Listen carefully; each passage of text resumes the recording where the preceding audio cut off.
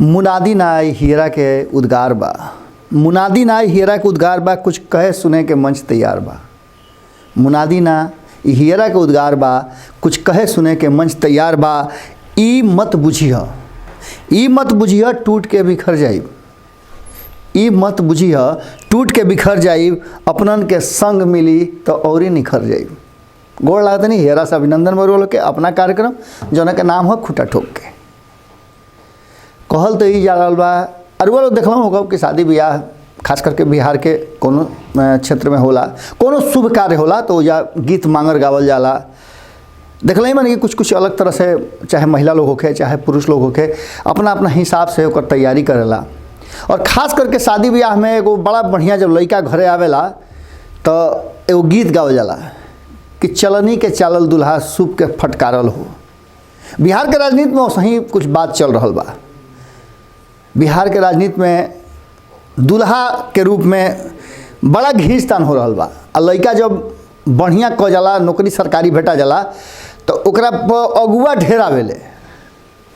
वही तरीका के बिहार में हो रहा बा। नीतीश कुमार जी भले अब कहली लटत बुड़त कसहूँ पहुँचले, लेकिन सरकार बनावे तक पहुँच गए बड़े और उनकर घींचतान जरूर हो रहा बा। जबरदस्त घींचतान हो रहा बा, एकदम बीन के ओसा के फटकार के सब कुछ कह के, और तैयारी हो रहा बा कि उनका के अपना अपना हिस्सा में, अपना अपना खेमा में ले आवल जाओ।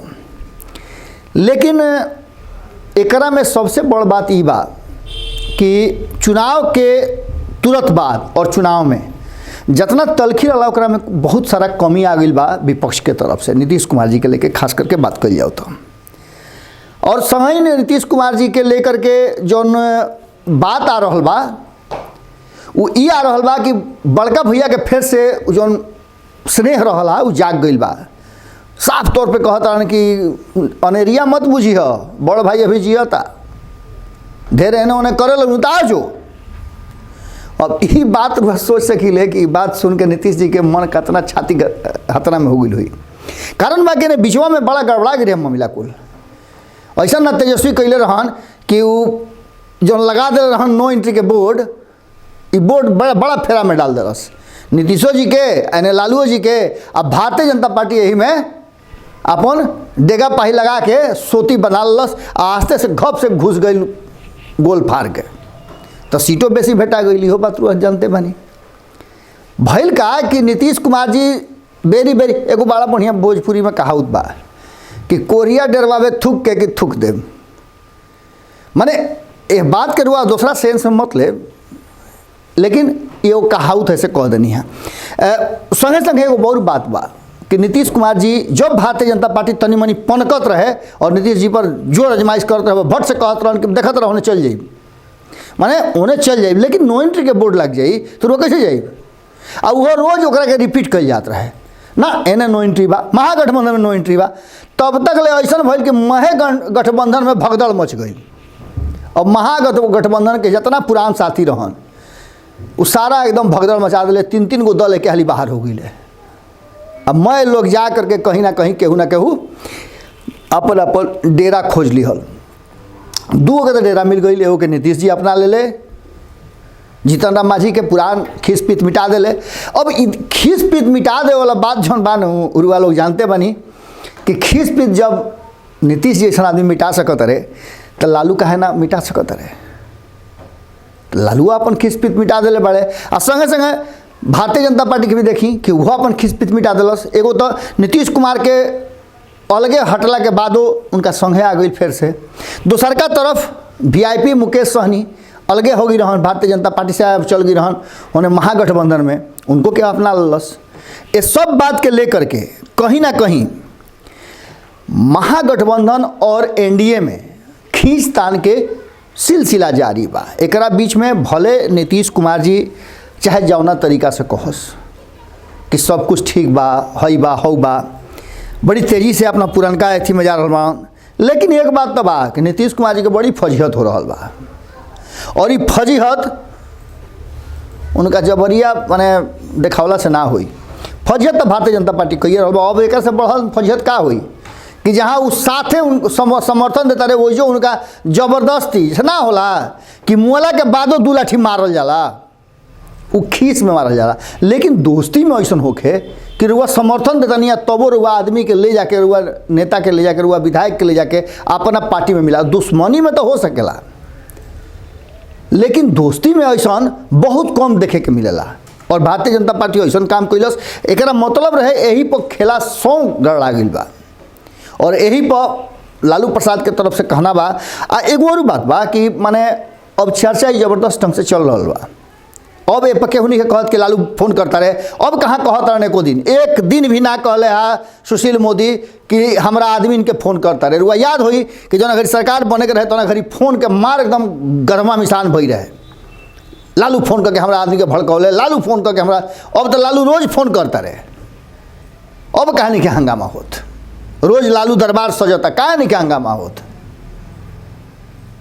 हंगामा तो बहु के चाहत रहा, लेकिन वो घड़ी मौका रहे, वो घड़ी डर रहे कि कहीं ऐसा तो ना कि लालू प्रसाद के चल जाओ और नीतीश कुमार के मन डोल जाओ, भट से मामला गड़बड़ा जाओ। हालांकि मामला अभी रुकल नहीं खे। और एक और ही बात बा कि इस सरकार भले जितना कहल जाओ कि अस्थिर बेस्थिर बा, लेकिन इस सब बात के बीच में जौन स्थिति आ रहल बा, वो स्थिति के देख करके इतना तो लगता कि नीतीश कुमार जी पूरी तरह से सहज नहीं खन, असहज बारे। और जब असहज कोई होला तो निश्चित रूप से ओकरा कई तरह के मन डोलेला, मन में कई तरह के विचार आवेला। ये विचार में रुआ बीजेपी के सांसद बाड़े वो बोलते रहल बा, लगातार नीतीश कुमार जी पर हमला हो रहा बा। और नीतीश कुमार जी के 4 दिन 10 दिन पहले जौन बात पब्लिक डोमेन में हमनी के ले रही जा, लोग पते बा कि थी संजय सरवगी बोल रहे रहन, छेदी पासवान बोलत रहन, इस सारा लोग के बात सच साबित होता। जरा पर छेदी पासवान कहले रहन वो अधिकारी के तबादला हो गई। बहुत कुछ हो रहा बा, हो तो कुल रहा बा। जो नीतीश कुमार जी के जौना जौना चीज़ पर वो बेचारे फेरा में पड़ल बान, तौन चीज़ हो रहा बा, चाहत रहन कि हई करी, बाकी तो ओकरा उल्टे भारतीय जनता पार्टी और ही काम दे देता। ये सब के लेकर के थोड़ा सा पार्टी के अंदर में और सरकार में भी चिंता के कारण तो जरूर बा। लेकिन नीतीश कुमार जी अभी वो सब कहे में थोड़ी सकुचात रहन। एक संगे संगे अजय निषाद जो सांसद बाड़े वो साफ तौर पर दूगो बात कह करके और ज़्यादा मामला के थोड़ा सा उसका दिले बड़ा। उनका कहना बा कि जब भारतीय जनता पार्टी कम सीट रहला के बावजूद इतना बड़ा दिल दिखा सकता कि नीतीश कुमार जी के मुख्यमंत्री बना सकता, तो मंत्रालय कौन चीज़ है जी? 2-4 गो कमो मंत्री अगर नीतीश जी कहीं है भारतीय जनता पार्टी के बनावे खातिर तो मान ना जाई।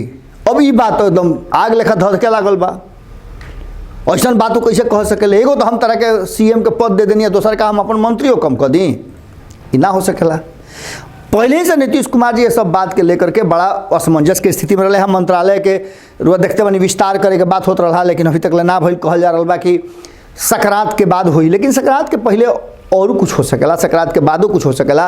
अभी तो दोनों के लगातार प्रशिक्षण और बैठक के दौर चल रहा बा, आपस में मंत्रणा और मंथन भी चल रहा बा। यहाँ तक ले कि मुख्यमंत्री के रूप में एगो चेहरा बड़ी तेजी से आ रहा बा। हालांकि चेहरा 2-3 गो बा, लेकिन भारतीय जनता पार्टी एक खास व्यक्ति के बहुत ज़्यादा प्रमोट कर रहा बा, उनकर लहकियो रहा बा, खूब चल रहा बा बिहार के राजनीति में।